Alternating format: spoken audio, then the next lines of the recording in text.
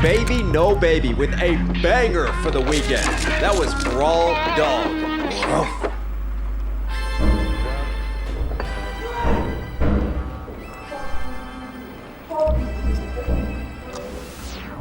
Alright, we've got a chart-to-chart exclusive now coming in. Some new cat who goes by the name of Ren. This one right here is I don't give two fucks. Neither does a virgin. Starving for some food for thought. I had a way.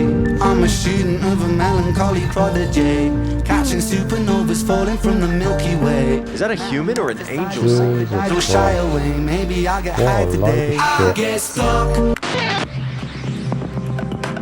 A man has died after being stabbed last night in the shopping district of London, Paddington. Police say the victim is 29-year-old Edmund Lockridge, the son of Lord Lucian Lockridge, the billionaire founder of Lockridge Incorporated. The company has been at the centre of several recent controversies, though police have stressed there is no indication at this stage that the attack is connected. A 34-year-old man from Shepherd's Bush was arrested at the scene and remains in custody. Yes, that's right. Just after 9:30 last night, emergency services were called to this pedestrian strip on Parade Street, Paddington. Witnesses describe a heat altercation followed by Mr. Lockridge collapsing from stab wounds. Vincent Gavon, described by neighbours as quiet and someone who kept to himself, was detained minutes later. Police say they are keeping an open mind on motive, including whether the attack was politically motivated. In Westminster this afternoon, police and ministers responded to the growing public concern. We take you there now. At approximately 3:09 this morning, Vincent Gavin was charged with murder. Our deepest condolences go to the Lockridge family. As this is an ongoing investigation, further comment would be inappropriate. Will this be treated as an act of extremism? We're keeping an open mind. Minister, is this a sign of a wider breakdown in public safety? What happened last night is not just an attack on an individual, but on the values that underpin our society. The Prime Minister will be reviewing measures to ensure crimes of this nature face the toughest possible response. Thank you, Minister. Lord Lockridge! There have been some accusations that your company's practices... My son was murdered. That is the truth. That is the only truth. Attempts to justify or rationalize this crime are beneath contempt. And that is all I have to say on the matter. Okay, that's all for today. Thank you. Thank you. In an extraordinary turn, the public have been left completely divided. Some of the population see Vincent as a new age devil, whilst others see him as a modern-day hero, striking a blow against the status quo. I'm stood outside the courthouse, and although officials have described this as an open and shut case, you can see there's clear public divide between support and condemnation for Vincent Gavon. Back to you. With the suspect now formally charged, the question remains, a man's crime or a sign of something deeper in Britain today?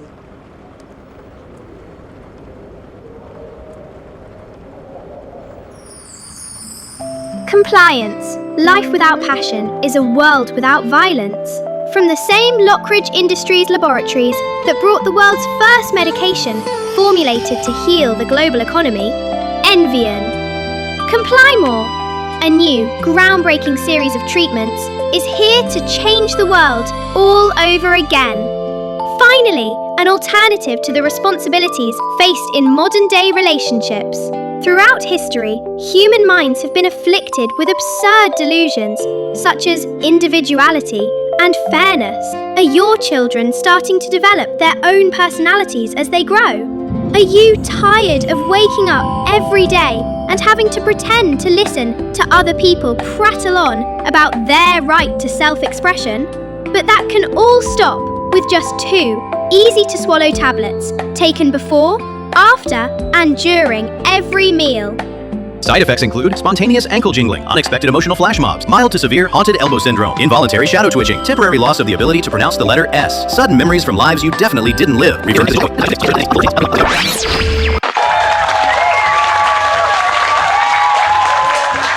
Good evening and welcome to Britannia Speaks, where the nation debates the issues that matter most. Tonight, Vincent Gavon, charged with the murder of Edmund Lockridge. Who is he? It's a tragedy that has sparked outrage, division and a national conversation. On our panel tonight, Sir Douglas Kane, former Chief of Police. We have Dr. Aston Tolliday, political scientist. We have Cassie Blaze, who is an actress, influencer and former contestant on the TV dating show Swipe Right Forever. We have Percy Price, Professor of Psychosurgical Medicine at Cambridge University. So, without further ado, let us go to our first question from the audience. Thank you. My question is, has Britain lost control of its streets? I work 2 jobs, finish at midnight, and honestly, I can't afford to change my shift, but I don't feel safe. My niece is 14 and won't go out after dark, and all the politicians are just arguing on a Twitter instead of doing, well, anything really. Should we feel safe, or is it over for this country? Take this one, Sir Douglas. Yeah, it's quite simple. Britain has gone soft. The people in charge of our legal system now have absolutely no backbone. Now, back in my day, they get punished and punished properly. These days, it seems that you get a TikTok account and some sort of documentary on Netflix. And I'm sorry, but you should be afraid. You really should. The people who run this country are afraid to make any decision in case they offend somebody. Dr. Tolliday. With all due respect, it's exactly that thinking. Yes, it comes from somebody who knows about criminals. This structural inequality does nothing. What are you going to tell me next? That road cones have feelings and emotions? Actually, what we're seeing is the collapse of social support networks, rising poverty, inequality of wealth. That's absolute rubbish. People aren't being stabbed because of inequality. They're doing it because they can, and we're letting them. Let me break this up slightly and bring in Cassie here. What would you say? Well, I think that... Oh my God! I think maybe you're both right. Like, Sir Douglas here thinks we should be hard, but Dr. Tolliday thinks we should be soft and gentle. I personally think it's nice with a mix of hard and gentle.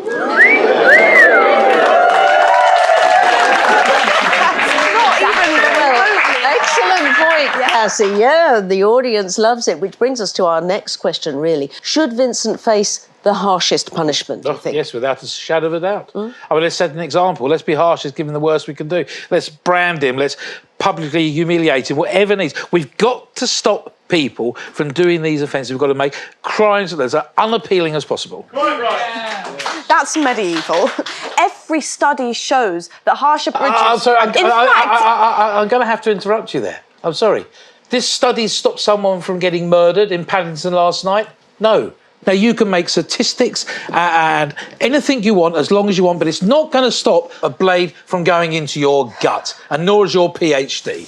What works is investment in communities. Oh, yes, brilliant. So welfare handouts to youth clubs so that some of these thugs can do interpretive dance for their feelings. It's called therapy. Called a waste of money. What do you think, Cassie? What would you say? Well, I don't even know Vincent, but... If it makes everyone feel safer, I think we should just punish him, right? Like... Off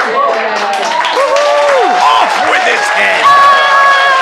The vibes are what's important here, so if he's gonna bring the bad vibes, I think he should do the time, honey.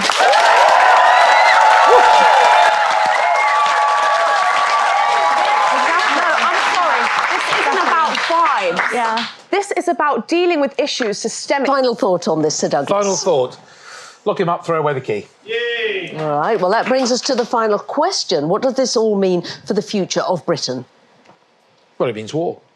It means war. The public are at danger. We've been wrapped in this sort of bubble wrap. I mean, if it was up to me, I would have the soldiers on the streets right now. The real war is with inequality.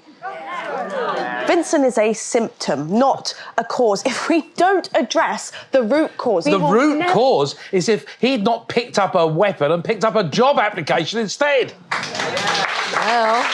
Well, I think that we should just be nicer to each other, you know? Be nicer! Like, if we just meditated more, this wouldn't happen, that wouldn't happen. And, like, there was this one time where the two guys I was talking to, they found out about each other and it was a right mess. They wanted to have a talk about it. So I just turned my phone off, went to the back garden with a matcha martini and meditated, like, really hard. And honestly, that solved all of my problems. So I think we could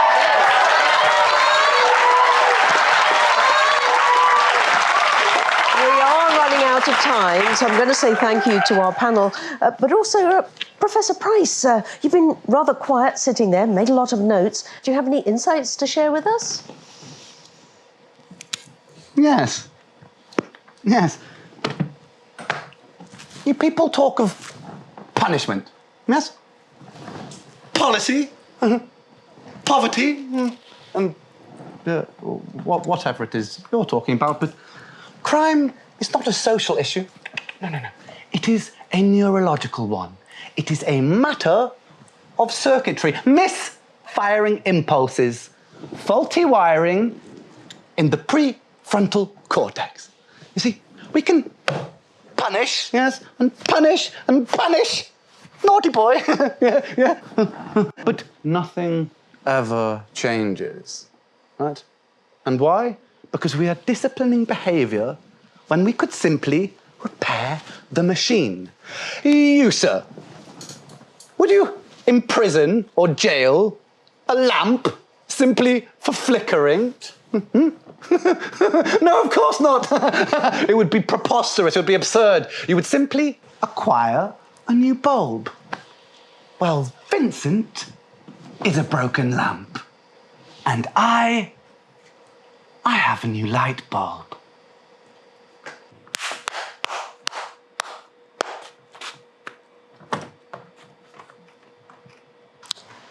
Well, you heard it here first. With that, it is good night from us. Look, we haven't even had a proper debate. We'll see you all same time next week. Join us then. Good night.